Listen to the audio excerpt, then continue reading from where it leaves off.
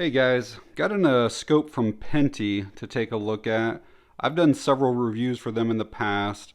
They always put out pretty decent quality stuff that's very budget friendly. This is not a brand new release model, but it has a feature on it that I've never reviewed on a scope before, so I was kind of interested in taking a look at it. But we'll do a very quick unboxing, go over features and specifications. We'll get it mounted to something, get out, test it out, and then give some thoughts on it. I always like to show the boxes before I open this stuff up, just to kind of show like the quality or lack of on some companies. But this is a pretty decent box. It's pretty thick. I'm squeezing pretty hard, and there's basically no movement on it. So let's get these cut open here. There we go. Alright, so we got some lens covers. It looks like 4 batteries. There's 3 of this size. What are those? I'll have to let you guys know on that in a minute. So we have a CR2032, lens cleaning cloth, some manuals, tools, and then it looks like the scope itself. Those batteries are AG10s, and the scope that we have here today is a 2.5 to 10 by 40. So that's your magnification, the 2.5 to 10, and the 40 is your front lens diameter. I want to quickly show you the specification list, just in case there are things that I don't go over. You can go back to that and look over everything there. Alright, let's get the scope out of the baggie and we'll kind of do a quick look over on it. Again, I always like to see what the anodization looks like, see if it's consistent. So like in my opinion, this looks a little bit shinier than what this out here does. It's not much. And then I always like to look at the mount to see how closely it matches everything. And so if you were wondering what the extra batteries and then the little Allen keys for, this actually has a built-in laser. And that's something that I've never reviewed before, so I'm kind of interested in seeing how that works. Let's see what the turrets feel like. That's actually really smooth. I don't really feel any grit at all there. And you can just use your fingers to adjust those, or you can put a little coin in between that slot if you want. That one is a little bit grittier than what the first one was, and that's interesting. Those are different. So that style is like that right there, and these ones are the kind that you're gonna turn like this. So interesting, they put 2 different style on there. Back here's our magnification. There's not any type of throw lever on that. Let's see how smooth that is. The adjustment is not that big, so obviously it goes 2.5 to 10, but I mean like how you turn it, it seems like it goes really fast. That's probably not even a half turn to go between 2.5 to 10. Then you have like your focus adjustment back here. We'll see how stiff that is. Not bad. That actually feels pretty decent. Get you guys some unofficial dimensions here. So we're just shy of 8 inches in length and about 3.5 inches in overall width. Height, probably just about 3 inches. Weight is 18.6 ounces, which is 1 pound, 2.6 ounces. The mount is made or built into the scope, and you cannot change, at least I don't see any way. It looks like that is like milled into it, like, so you cannot change and move the mount back. So we'll figure that out whenever we go to mount it onto a rifle, but just wanted to point that out. And this is what I was talking about earlier, where like this looks like it's just a slightly more sheen or shine to it. So the whole thing's made out of aluminum, but I can just about guarantee this is not aluminum here. These are probably some type of steel or something. And you can almost see how like that black is a shinier black than what that is.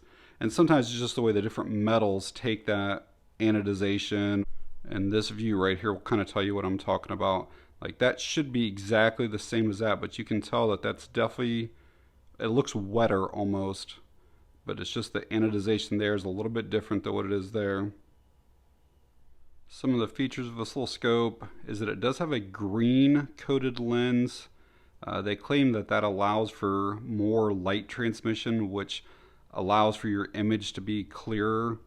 We'll have to look at that whenever we get outside, see what that actually looks like. It does have a red and green illuminated reticle, so that's where that CR2032 battery is going to go, is in there. And it looks like there are 5 levels of brightness on each color. As I mentioned before, this does have a laser, and that's where those other, the AG10 batteries, are going to go in there. It's nitrogen filled and O-ring sealed, which allows for waterproofness and fog proof, and then obviously shock and recoil resistant. Got the battery in for the red and green illuminated reticle. About to put the batteries in for the laser. I just want to point out, like, those threads are actually super smooth. You basically can't feel them or hear them. Very nice on it. This is always difficult to do with an iPhone camera, but I'm going to try to show you what these reticles look like. We'll go through the red first. That's on one. You can see that there's a little bit of redness on the tube itself. I'll try to show you guys this better in some different lighting, but I just kind of want to show you the brightness of it here first.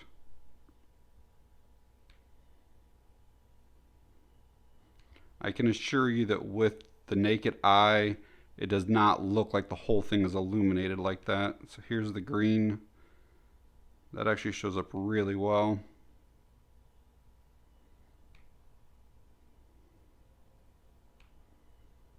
And again, 5 brightness on each setting, and then back off. So I always like to keep it real with you guys, and I put the 3 batteries in for the laser, and I'm getting nothing. There aren't any instructions that tells you exactly what direction they're supposed to go, but I was 99.9% sure I had them right. I took them out, flipped them around, still got nothing. So I don't know if I just received dead batteries or what. I'm going to check to see if I have any button cells that might work, but if not, maybe I'm not going to be able to test this. I'm probably not going to go buy batteries for this scope. So what I have are AG12s and AG13s. I think that they're a little bit too thick to work, but I'll try the 12s. That's the AG10 that was included. That's the AG12, but maybe there's enough tolerance in that spring that we can get them to work. So I actually did get all 3 of those AG12 batteries to fit, but still no laser. So that's very disappointing. So I'll probably contact the company and let them know, but yeah, as you can see, I got them all 3 in there. All right, so Pinty did send me another one. I'm going to get it out of the box. We'll get some batteries in it and see if the laser works on this one. So I just used the batteries from the first model that wasn't working, put them in the replacement model, click that, and now you can see the laser's obviously working. So very unfortunate that I got one that the laser, did not work in. But it's also good if you were to get this from Amazon. It is an easy return process. Pinty was very responsive with me, messaged me back within a day or so, and got a replacement unit out to me. So you can clearly see the laser there on the table. The camera is not picking it up yet through the actual scope. When I look through the scope with my just regular eyes, I can see it, but it is off to the left a little bit. So I'm going to make some adjustments most likely here. I assume that this is the windage adjustment down on this side, but make some adjustments and see if I can get it in frame for you guys. So when I'm looking through this off camera, I have that laser red dot pretty much zeroed in right in the middle between these crosshairs. The camera, for whatever reason, doesn't want to pick it up, but you can see it's clearly down there. And just guessing, I kind of feel like one of the purposes of that is if you have that laser zeroed in and something got damaged or malfunctioned with your scope, you could still see the laser on your target. You know, if you're still 50 or 100 yards down range, this should be visible, and we'll check that out. I don't know how well that's going to work in the daytime, but we'll still check it out. Another thing I think that laser would be good for is if you were doing any type of nighttime hunting. There's a leaf right there. I have that laser near it right now. That's probably only, I don't know, 8 feet or so away. If I get out here, probably anything beyond, I can still see it there. That's about 20 feet. Probably about 50 feet is about all that I can see it right now. On the driveway, there's a whole line of trees that are across the road here. Right now, I cannot see it, even on the trees. Like if I'm looking through the scope, and again, I know that I'm pretty well zeroed in with the laser to the crosshairs. I can't see the laser on the trees with this daylight. I'll try to go up through the different magnifications. The iPhone always wants to adjust and try to refocus, but that tree right there is probably in the neighborhood of about 25 yards, 75 feet or so. And then that tree back there is a little over 100 yards. What I was just showing you was the 2.5 magnification. Now I'm on the 5, and that's the sun shining on that. That's why it looks so bright like that. And that is the 10 magnification on that tree that's about 100 yards away. It's almost impossible to get the right eye relief with the camera, and then it doesn't want to focus in right. But again, that tree back there is close to 100 yards away. I'll take this down so you can see it. It's that one that's way back there. And that is with the green reticle turned on. And that is with the red reticle turned on. Again, the camera does not like to pick up those colors, but I can assure you that it's really bright when you're looking through it with the naked eye. So I threw the scope on a rifle. I did not need to remove my rear sight. I still have plenty of eye relief. Cheek here, probably 3 to 4 inches at least of decent eye relief. This will work just fine for me in this position. So just so YouTube knows, adding a scope does not modify this rifle in any way. It doesn't make it do anything different than what it did before. And I'm also working with a completely unloaded rifle. So one thing that's really nice about having that mount kind of milled or made into the scope is you do not have to worry about leveling anything, but you're obviously still gonna have to zero in the scope. On a lot of rifles, I will use this little sight mark bore sight. I've used it for years. It's magnetic and it has like this plunger that goes into the barrel and then the magnet goes around it. It's a pretty handy little device because it works on pistols, rifles, shotguns. But one of its downfalls is it does not work very well if you have any type of like flash suppressor or flash hider on there. It'll still mount to it, but you honestly don't know if you're anywhere near the center of your barrel or not. And if you're off, even if it's, you know, 1/8 of an inch here, when you get 50 or 100 yards, it could be several feet. You may not even be on paper. So Pinty sent me one of their bore sighters that hopefully is going to go down inside of this, right into the barrel itself, and maybe make things a little more accurate and faster when I get out to the range. So this is not going to be a full review on this bore sighter. I'm just going to show it to you guys and show you how it works.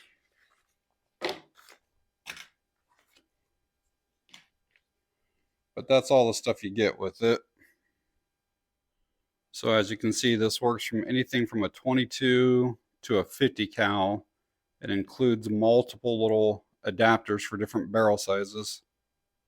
And I'll obviously get some batteries here in a minute, but you just take one of those adapters and thread it onto the end of this. Make sure that it is tight. There is a screwdriver to make sure that it's really tight. You would hate to have that thing fall off, get stuck. I'm sure you can get it back off, but all right. And then this whole thing, once we put the batteries in, is going to slide in here, just like that there. And then that'll give us an accurate way to zero in, again, a red dot or a scope or anything. And so I got those batteries installed. As you can see, it's a nice laser that comes out of that.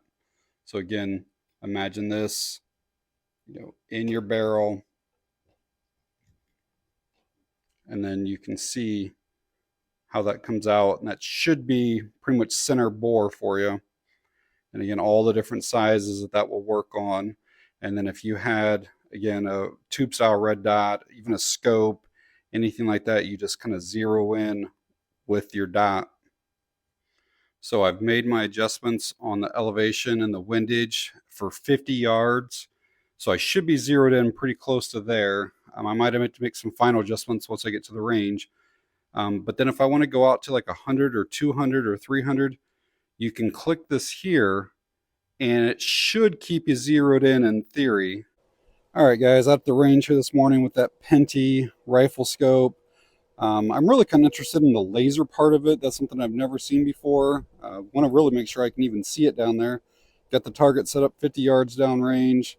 I don't know. We'll probably do 50 to 100 rounds or so total, and then I'll give you guys some thoughts on it.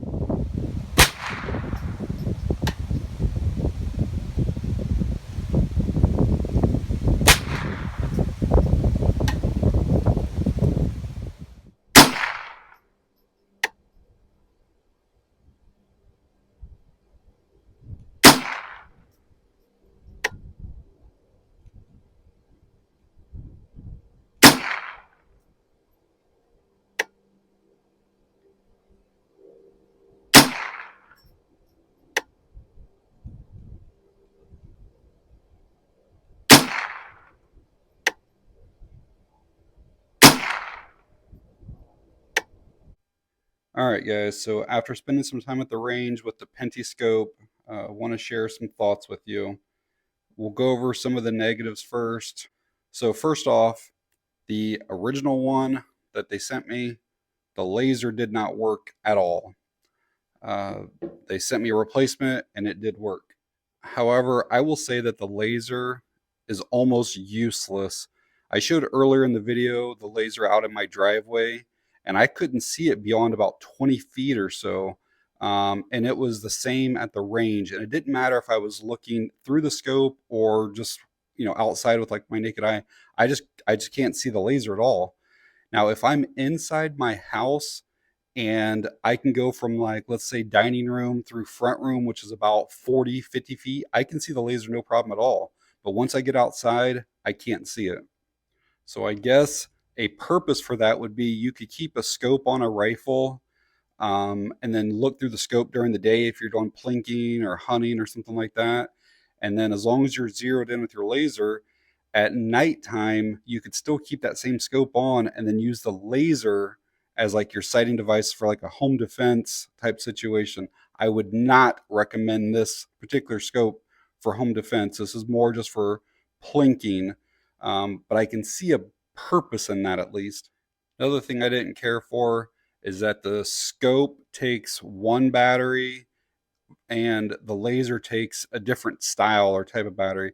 I'm not an engineer or anything like that, and maybe the laser has to take a certain voltage or something like that. But I do wish that they could just make it to where it's just one battery for the whole thing, or the same battery for the scope and the laser. Another thing I didn't quite understand is why it has two different style of turrets. Both of them were easy to adjust. I just don't understand why they put them on there like that. And the last kind of negative I'll say about it is that the magnification lever is very stiff. Anytime I wanted to change the magnification, and just go like this here, I would have to lift my cheek away, and be able to like reach my hand around to do. It's just too stiff. Now it might, with time, it might loosen up some, but I almost wish they put like a little throw lever or something on there to help with that. All right, let's talk about some of the positives. I thought the glass was actually very clear. There wasn't any type of fogging, anything like that. The eye relief was actually pretty good, even at full magnification. You probably had somewhere between 3 to 4 inches or thereabouts, so you can kind of move your cheek around a little bit. I like that the reticle is always there. Even if the battery fails in this, that reticle is always going to be there for you. Overall, it does seem like it's made pretty well. I know the first laser obviously didn't work, but the overall construction, the anodization, stuff like that, it seems like it's pretty good. The diopter adjustment is super smooth. I wish that the magnification was as smooth as what this is. So, like, if you change your magnification and you're a little fuzzy or a little blurry, you can just move this around to kind of get you back in focus. I was pretty well zeroed in before we even got to the range. I only had to make a couple of real small adjustments, and then it held zero for about 100 rounds or so. And the price on this is really good as well. It's under $50. So overall, I think it's an okay little scope. It's very compact. I would not recommend this for like your primary hunting rifle. This is probably better suited for like a plinking setup, or a backup setup. But if you want to find out more information on the scope or on that laser bore sighter, I'll leave some links down in the video description. And if you guys have any questions or comments, leave them down below as well. All right, guys, that's going to be it on this one. Thanks for watching. I appreciate it.